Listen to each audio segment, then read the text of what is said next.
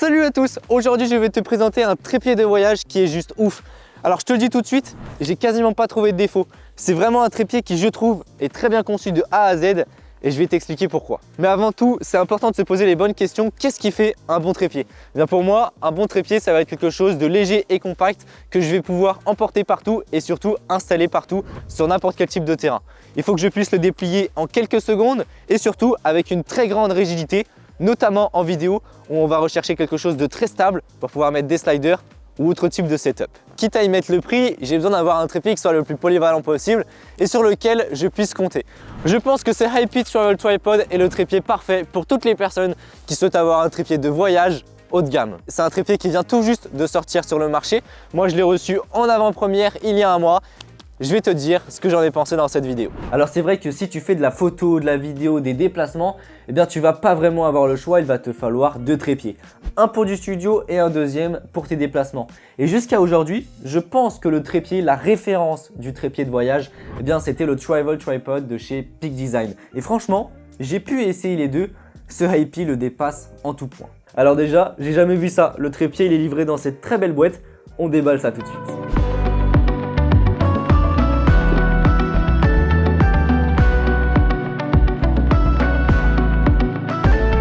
Le trépied, tu l'as vu, déjà c'est tout petit, mais surtout c'est livré dans une super belle pochette de transport. J'étais assez étonné et ça fait franchement super pro.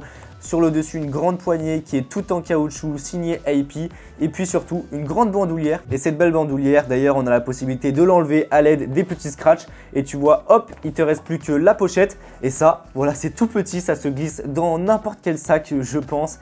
Et franchement, pour du voyage, c'est le rêve. En plus de la première plate qui est sur le trépied, on a une deuxième plate qui est livrée avec. Donc on est sur du Arca suisse.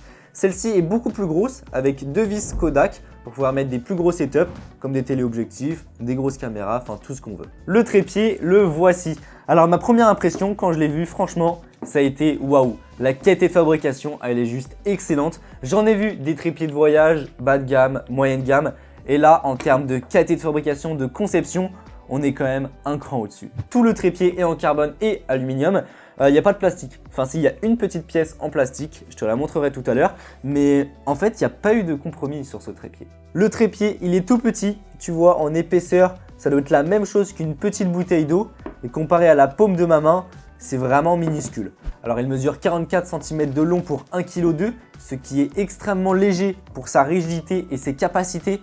Puisque oui, il pourra embarquer jusqu'à 25 kg de charge maximum, ce qui est énorme. Comparé au Peak Design, qui lui peut monter jusqu'à 9 kg. Alors bien entendu, je pense qu'on n'ira jamais au-dessus des 7 kg. Mais voilà, c'est cool de savoir qu'on peut mettre autant de poids, puisque du coup, ça annonce une rigidité quand même assez importante. Pour le déplier, on va retrouver à chaque patte 4 fermetures qui, encore une fois, sont toutes en aluminium. Alors il y a une petite astuce pour pouvoir déplier le trépied très rapidement. Tu vois, tous les loquets, ils sont alignés. Et donc le but, ça va être de venir les déplier tous en même temps. Hop! Et une fois déplié, le principe est le même. On va venir chercher tous les loquets pour pouvoir les fermer tous en même temps. C'est super pratique. Mais ce n'est pas tout. Un bon trépied, je dois pouvoir l'installer sur n'importe quel type de terrain et il faut qu'il soit stable. Alors d'origine, on a les petits patins. Mais hop, je peux les dévisser. Et juste en dessous, je vais avoir les pointes que je vais pouvoir installer. Et ces pointes-là, ça va me permettre de garder une très bonne stabilité, même dans la neige, dans la boue, sur des cailloux. Une fois déplié au maximum, le trépied, il fait 1,50 m. Tu le vois à côté de moi, je fais un peu plus d'1,70 m. Ça m'arrive au niveau du menton, c'est plutôt pas mal. Justement, la colonne centrale, il est là tout le concept du trépied. Généralement, sur les trépieds de voyage, il n'y a qu'un seul tube. Et ça apporte une grosse perte de rigidité. Et donc là, ils n'ont pas mis qu'un seul tube, mais directement 3 tubes. Et donc, un deuxième trépied. Tu vas retrouver une bague de serrage, encore une fois en aluminium, pour pouvoir monter, descendre la colonne. Ou sinon, hop, enlever la colonne pour pouvoir la renverser et donc passer en low mode. C'est donc un deuxième trépied qui lui est entièrement en aluminium, mais tu vois, il est vraiment rigide. On peut vraiment compter sur lui, on peut mettre du poids. On va retrouver des petits patins en caoutchouc à chaque extrémité. Sur chaque pied, on va retrouver des petits pas de vis 1/4 pour pouvoir mettre des accessoires. Et on a des petits verrouillages sur chacun des pieds pour pouvoir hop les écarter et passer en low mode. Là, on doit être aux alentours des 15 cm de hauteur avec la tête. On garde toujours une assez bonne rigidité et puis bien sûr, si besoin, tu peux enlever la tête. Donc bien sûr, les deux pieds peuvent être utilisés indépendamment puisqu'on retrouve des pas de vis 3/8. Et puis on a même une petite bulle qui est juste là pour pouvoir mettre à niveau son pied. Le pied principal, si tu veux l'utiliser tout seul, il suffira juste d'enlever la petite bague de serrage qui servait à mettre la colonne. Donc tu vois, c'est cette petite bague qui elle aussi est en aluminium. Sauf que voilà, on a aussi à l'intérieur une petite base qui elle est en plastique. Et c'est cette petite pièce là qui, je pense, avec le temps, on parle vraiment de plusieurs années, je pense qu'elle peut s'user. Je pense que ça sera disponible en SAV, mais voilà, on reste sur un plastique qui est très solide et puis la bague qui l'entoure est toute en aluminium. Tu peux très bien partir avec seulement ce pied-là en aventure, ça te fait un trépied qui, avec la rotule, est aux alentours des 1 kg, ce qui est vraiment léger. Et puis après, on va retrouver la même chose que pour le deuxième trépied, donc 3 pas de vis, un quart tout autour pour pouvoir mettre des accessoires et les petits loquets qui sont juste là pour pouvoir écarter les pattes. On le sent bien quand on déplie les pieds que ouais, c'est vraiment rigide. Et donc là, bah voilà, on est au plus bas, on doit être aux alentours des un tout petit peu plus de 15 cm, je dirais. Et puis bah, ouais, là je mets vraiment beaucoup de poids et c'est très rigide. Il n'y a même pas, je dirais 3-4 mm de débattement, pas plus. En sachant que bah là, on est vraiment à l'ouverture maximum. Donc je peux te dire que c'est vraiment pas mal cette rigidité. Sur le dessous du trépied, tu le vois juste là, on a cette petite accroche, elle aussi en aluminium. Donc ça, c'est un super bon point, ça va pas casser. Et ça va permettre de mettre du poids, en l'occurrence un sac à dos, pour faire en sorte que le trépied soit beaucoup plus stable. Le seul petit bémol que j'ai trouvé, cette accroche, elle est accessible uniquement quand la colonne centrale est tout en haut. Tu vois, là, on peut pas y accéder. Et de préférence, quand les pattes sont écartées. Maintenant, parlons de la rotule qui, elle aussi, est très bien pensée. Alors, on est sur une rotule photo. Je pense que ça sera parfait pour les photographes. Malheureusement, on n'est pas sur une tête fluide vidéo, même si je te montrerai des petites configurations juste après. Donc, dans un premier temps, on va retrouver une petite vis de lock, ce qui va permettre de déloquer l'axe panoramique qui est cranté. Tu vois, on a des crans tous les degrés avec justement sur la bague les petits degrés jusqu'à 360. Et en fait, ça va permettre de faire des panoramas par exemple. Donc, je vais prendre une première photo. Après, je vais me décaler de 5 degrés par exemple.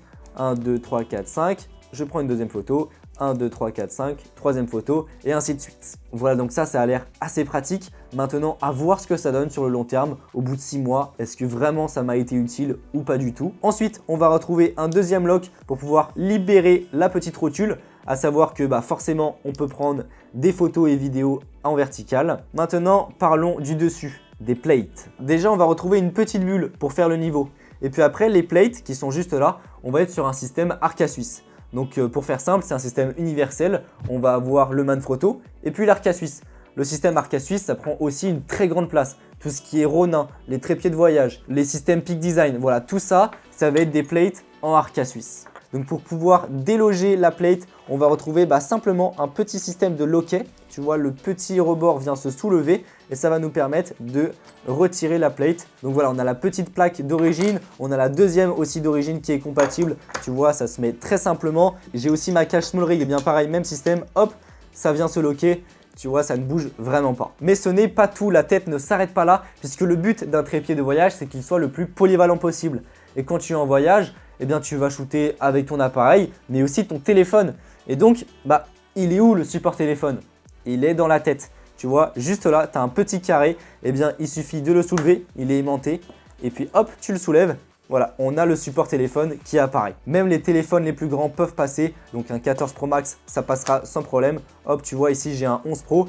Et j'ai vraiment de la marge encore. Allez, on est parti pour les tests et on commence avec la première et principale chose, la rigidité. Qu'est-ce que ça donne? Est-ce que je peux mettre du gros matos dessus ou pas du tout? Eh bien, tu le vois, juste là, j'ai le Sigma 150-600 DGDN Sport. C'est un gros bébé. Voilà, il pèse très lourd, plus le boîtier. Donc, j'ai besoin d'avoir un trépied stable, surtout qu'on est au 600 mm. Déjà, quand je m'appuie dessus, ça ne bouge pas du tout, en sachant que là, je dois avoir quand même 3-4 kg de matos, donc c'est pas rien non plus. Donc je te le dis tout de suite, pour du sport, de l'animalier, avec ce genre de matériel, franchement il n'y a aucun souci. C'est un régal d'utiliser ce trépied, tellement il est léger et rigide. Donc tu vois, hop, je peux le prendre comme ça, je le glisse dessus, ça se verrouille tout seul.